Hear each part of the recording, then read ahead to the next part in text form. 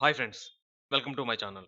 ఆమె వెళ్ళిపోయింది. కానీ రాష్ట్రాన్ని ఓ నియంతలా శాసించిన జయలలిత అందరూ అనుకున్నట్లు సగౌరవంగానే ఈ లోకం నుంచి వెళ్ళిపోయిందా?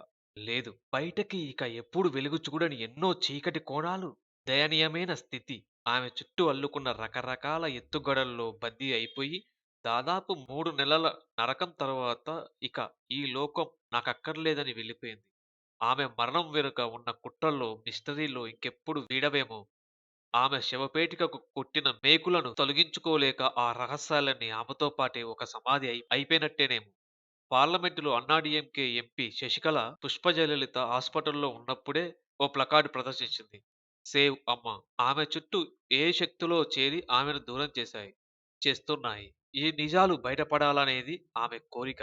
నిజంగానే జయలలిత మరణం వెనుక అనేక ప్రశ్నలు విస్తుపరిచే ప్రశ్నలు, జవాబులు దొరకని ప్రశ్నలు ఎన్నో.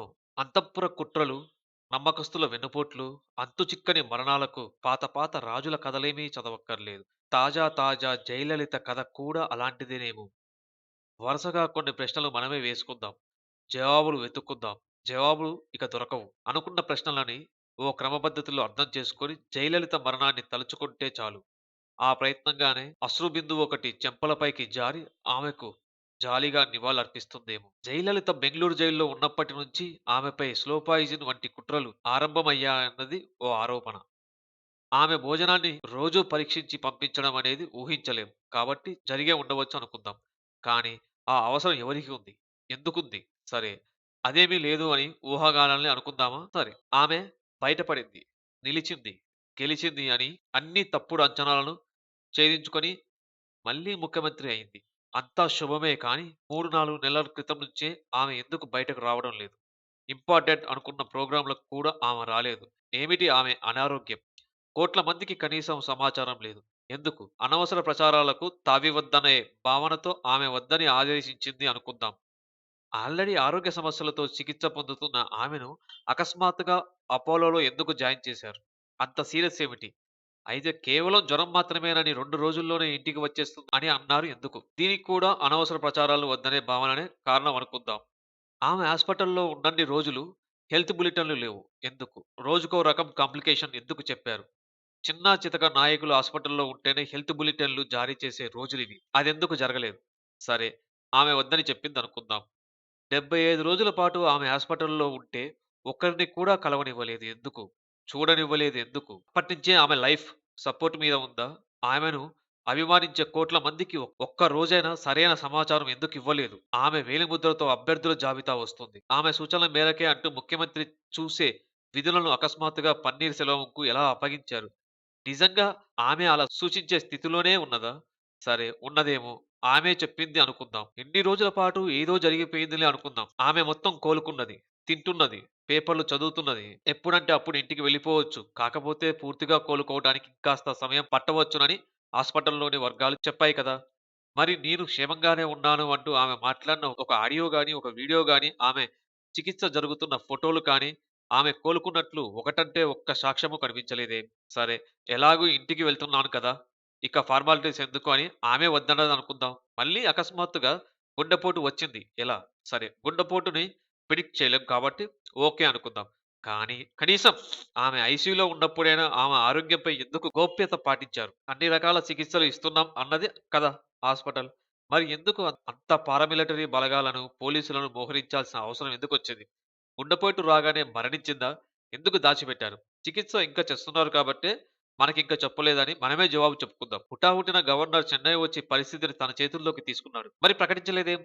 సరే తమిళ ప్రజలు ఆ షాక్ భావోద్వేగాలతో రెచ్చిపోయే ప్రమాదం ఉంది కాబట్టి మెల్లిగా ప్రకటించాలనుకున్నారు అని సర్ది చెప్పుకుందాం.